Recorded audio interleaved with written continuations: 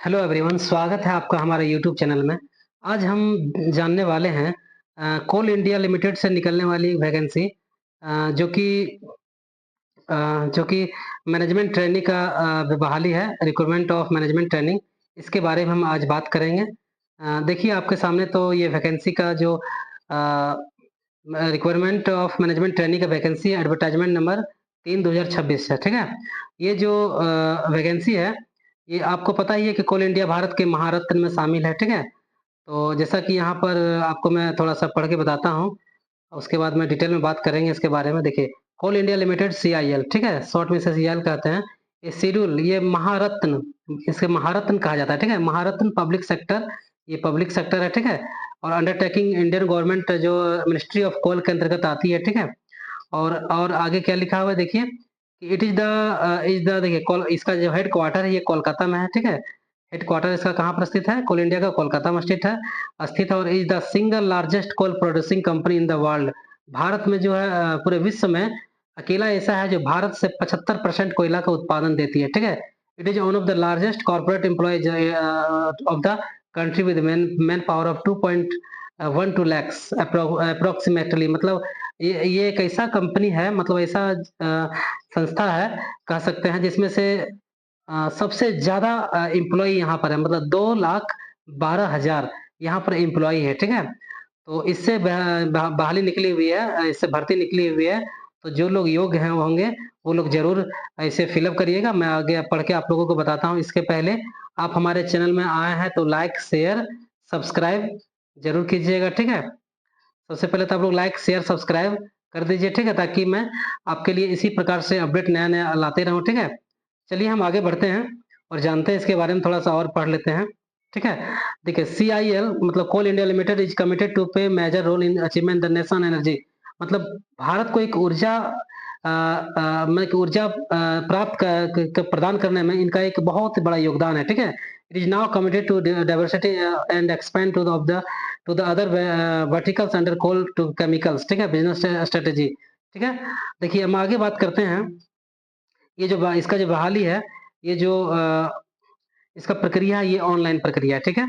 आपके सामने यहाँ लिखा हुआ है कि through online application mode for the post of management trainee, ठीक है? कौन-सा पोस्ट है?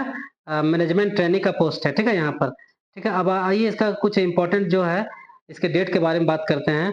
महत्वपूर्ण जो इसका तारीख है देखिए, इसका जो तारीख है, महत्वपूर्ण तारीख है इसका, ये तारीख है आपका 1 मिनट। देखिए यहाँ पर इसका तारीख लिखा हुआ है।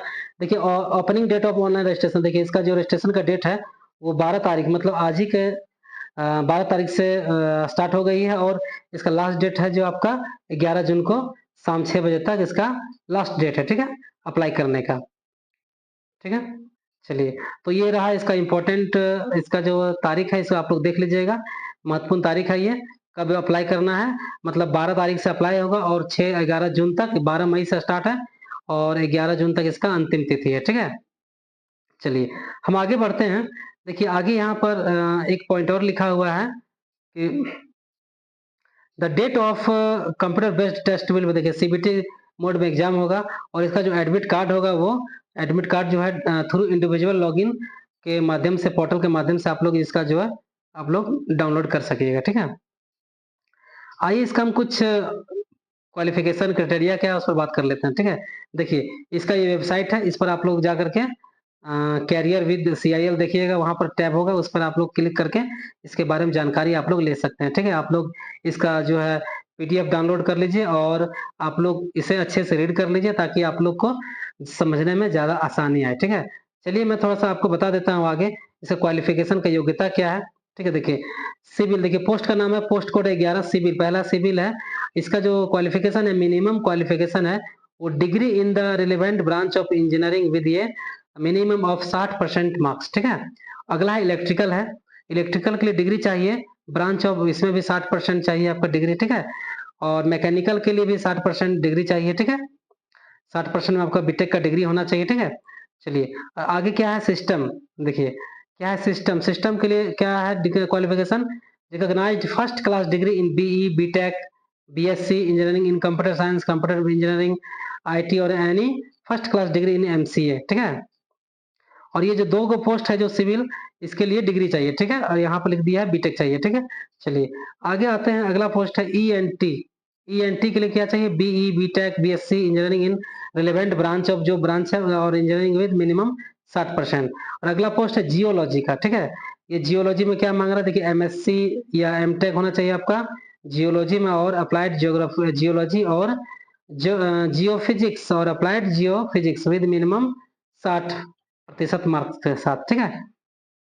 न्यूनतम आपका प्रतिशत इतना होना चाहिए। अगला है 17 नंबर जो पोस्ट है इंडस्ट्रियल इंजीनियरिंग, ठीक है? देखिए, इसमें क्या है? Degree in the relevant branch, माने कि आपको उससे संबंधित डिग्री होना चाहिए और इंजीनियरिंग का, और जो कि मिनिमम 60% मार्क्स होना चाहिए, ठीक है?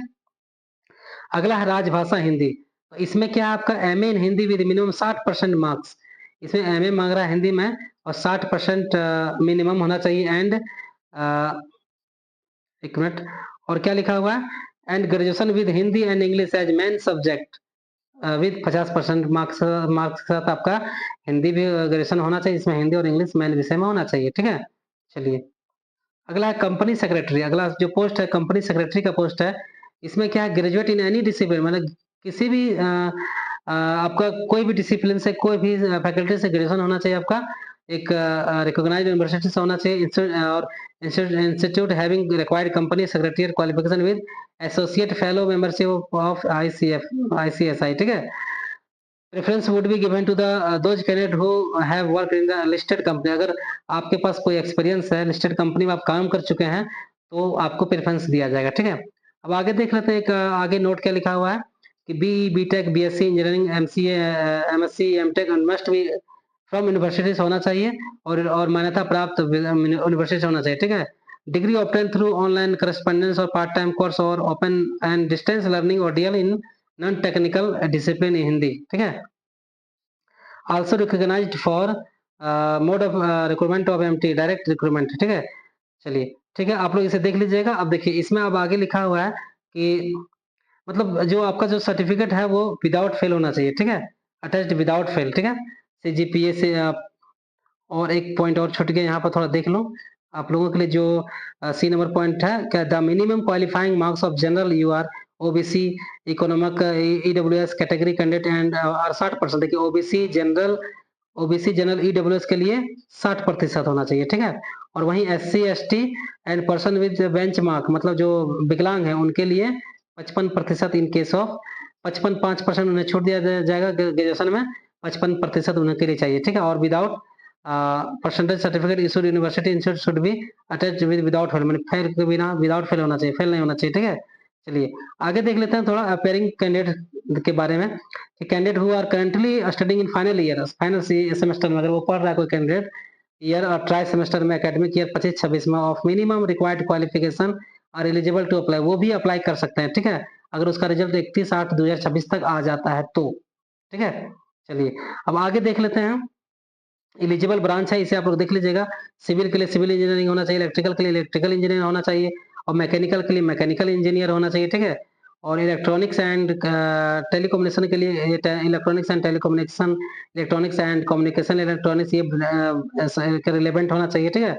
और इंडस्ट्रियल इंजीनियरिंग के लिए इंडस्ट्रियल इंजीनियरिंग एंड मैनेजमेंट, ये रिलेवेंट होना चाहिए, ठीक है?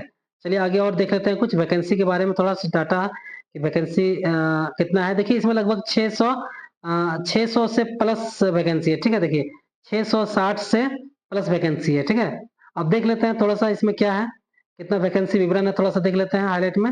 आप लोग इसे देख लीजिएगा डाउनलोड करके। देखिए, यूआर के लिए सिविल में 70 है, सॉरी 72 है, और ईडब्ल्यूएस के लिए 17 है, और एससी के लिए 26 है, और एसटी के लिए 3 है, और ओबीसी नॉन क्रीमी लेयर के लिए 46 है, और फ्रेश वैकेंसी कितना है? 174 है, ठीक है? फ्रेश वैकेंसी, ठीक है? चलिए, अब देख लीजिए इसी प्रकार से वैकेंसी सारा यहाँ सबके लिए है। यहाँ पर कैटेगरी वाइज लिखा हुआ है, मैकेनिकल में कितना है कैटेगरी वाइज, सिस्टम में कितना कैटेगरी वाइज, ठीक है? और जियोलॉजी में कितना है कैटेगरी वाइज, इंडस्ट्रियल में कितना कैटेगरी वाइज, सबका लिखा हुआ है। राजभाषा हिंदी के लिए देख लीजिए, जनरल के लिए 3 सीट है, और यहाँ पर ओबीसी के लिए 4, और ये 4 3 1 है, और फ्रेश वैकेंसी कितना है इसमें? 4 ही है, ठीक है? मतलब 3 जनरल के लिए और एक ओबीसी के लिए, मतलब 4 वैकेंसी है, ठीक है? और ठीक है, और बैकलॉग वैकेंसी मिला के 5 हो रहा है इसका, ठीक है। चलिए टोटल जो वैकेंसी है हमारे सामने है इसका 660 प्लस वैकेंसी है, ठीक है। चलिए इतना ध्यान रखिएगा। और आप लोग को जो है इसका जो सिलेक्शन होगा will be based on marks in obtain CBT माध्यम से एग्जाम होगा, ठीक है। और टेस्ट जो सेंटर है इसका आपका ये जो है देखिए computer based online test will be held at test cities as mention in the online application opt for 3 test city. आप लोग जो 3 सेंटर आपको चुनने का मिलेगा वहीं पर इसका एग्जाम होगा, ठीक है। उसी में से सेंटर आपको दिया जाएगा। अब देख लेते हैं थोड़ा कैटेगरी वाइज कितना मार्क्स लाना है। देखिए ईडब्ल्यूएस और जनरल वालों के लिए 40 मार्क्स लाना है पर in each paper, her paper में। और ओबीसी वालों के लिए लाना है 35 मार्क्स हर पेपर में। और एससी एसटी पीडब्ल्यू वालों के लिए लाना है 30 मार्क्स प्रत्येक पेपर में, ठीक है। चलिए इस प्रकार से ये है। अब देख लेते हैं एप्लीकेशन फी के बारे में बात करते हैं, ठीक है। देखिए एप्लीकेशन फी देखिए जो कि नॉन रिफंडेबल है, जो कि आपको घुमाया नहीं जाएगा। एससी जनरल और ओबीसी वालों के लिए लग रहा है 1000 रुपया और जीएसटी 180, टोटल 1180 लगेगा, ठीक है। 1180 ओनली, ठीक है। और S C S T can employ Coal India Limited suitable are exam from payment application पे। जो S C S T candidate हैं, विकलांग कैंडिडेट हैं, उनको फी नहीं लगेगा, ठीक है। CIL will not be responsible in case candidate deposit the fee in any wrong account। अगर आप किसी पेमेंट करते वक्त अगर किसी गलत अकाउंट में पैसा भेज देते हैं तो आपको पैसा के लिए CIL कोल इंडिया लिमिटेड जिम्मेवार नहीं है, ठीक है। इसलिए ध्यान से फॉर्म भरिएगा। चलिए अब उम्र के बारे में बात कर लेते हैं। देखिए इसका जो अब उम्र रखा गया, एज लिमिट रखा गया 30 साल 29 अप्रैल 2026 तक के लिए, ठीक है। अब कैटेगरी वाइज उम्र देख लेते हैं थोड़ा। ओबीसी के लिए रखा गया है 3 साल को छूट मिलेगा, ठीक है, जो छूट मिलता है सरकार के रूल के अनुसार। और एससी एसटी वालों के लिए 5 साल मिलेगा, ठीक है। और पर्सन जो विकलांग है जनरल वालों को 10 वर्ष, जो विकलांग जनरल है और ओबीसी जनरल है उनको 13 साल मिलेगा, ठीक है। चलिए ये रहा कैटेगरी। और 15 और एससी एसटी जो विकलांग है उनको 15 साल का मिलेगा, ठीक है। और जो एक्स सर्विसमैन है उनको जो गवर्नमेंट इंडिया का जो गाइडलाइंस है उनके अनुसार उनको ये मिलेगा, क्या बोलता है, छूट मिलेगा, ठीक है, दिया जाएगा, ठीक है। अब देख लीजिए reservation relaxation of SC ST OBC non criminal या PWD percentage of disability 60% above, ठीक है। 40% तो आपको छूट मिलेगा, ठीक है। चलिए ये आप लोग पूरा डाउनलोड करके देख लीजिएगा, ठीक है। बहुत लंबा पीडीएफ है ये, उतना मैं अगर पढ़ूं तो ज्यादा टाइम लग जाएगा, ठीक है। तो पॉइंट बाय पॉइंट मैं तो पढ़ नहीं सकता हूँ, ठीक है। चलिए आप लोग इसे डाउनलोड करके देख लीजिएगा, पूरी तरह से पढ़ लीजिएगा। लगभग ये जो है 15 पेज में है, ठीक है। इसे पढ़ लीजिएगा, ठीक है। और आप इसमें देखिए क्या लिखा हुआ, लास्ट पॉइंट देख लेते हैं। CIL decision final, the decision of chairman, जो चेयरमैन का जो डिसीजन होगा CIL in all matters relating to eligibility, जो अगर देखा जाएगा कि योग्य है हर क्राइटेरिया से, acceptance of rejection application, penalty of false information, अगर गलत जानकारी आप दिए हैं तो इसके लिए कार्यवाही जो है ना करने का अधिकार कोल इंडिया लिमिटेड के पास है, ठीक है। उनका डिसीजन ही फाइनल डिसीजन होगा, ठीक है। आप लोग हमारे चैनल को लाइक शेयर सब्सक्राइब जरूर कीजिएगा ताकि हम आपके लिए इसी प्रकार से वीडियो हम लाते रहें, ठीक है। और सब्सक्राइब कर दीजिएगा, ठीक है। और हमें हौसला बढ़ाते रहिए ताकि मैं इसी प्रकार से आपको कुछ जो नए नए जो वैकेंसी आती है उसका अपडेट मैं आपके लिए लाता रहूं, ठीक है। धन्यवाद, मिलते हैं अगले क्लास में अगले वीडियो में कुछ नया अपडेट के साथ, ठीक है। तब तक के लिए बेस्ट ऑफ लक।